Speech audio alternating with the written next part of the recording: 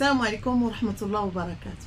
اللي كيقول لك انا عندي ثقاف وما خليت فين مشيت وفين جربت واش شنو درت وبخرت بهاد الحاجه وجربت هاد الحاجه وانا حالي باقي هو انا جبت لكم اليوم وصفه بالنسبه للرجال والنساء. واخا يكون عندك الثقاف 40 سنه هو عندك، جبت لكم الحل اللي غادي يكون باذن الله هو الشفاء العاجل لكم.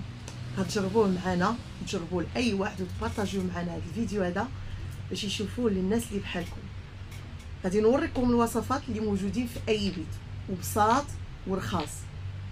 غادي ناخذ بوطه وناخذ معها مقله، كناخذ الملحه كنحطوها فوق المقله بعد ما كتسخن، وكنقراو على هذه الملحه هذه وهي كتسخن في وسط المقله 7 مرات سوره الفاتحه، و7 مرات ايه الكرسي، و7 مرات سوره الفلق، و7 مرات سوره الناس، وحنا كنقراو وكنحركوا فيها حتى تتسخن مزيان.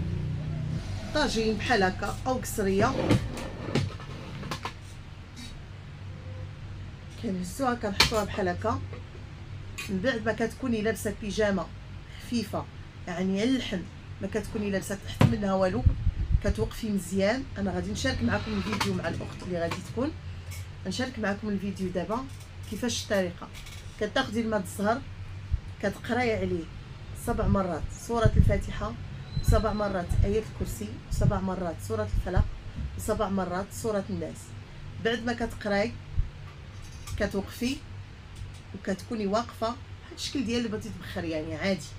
كتقولي بسم الله، كتكبي مره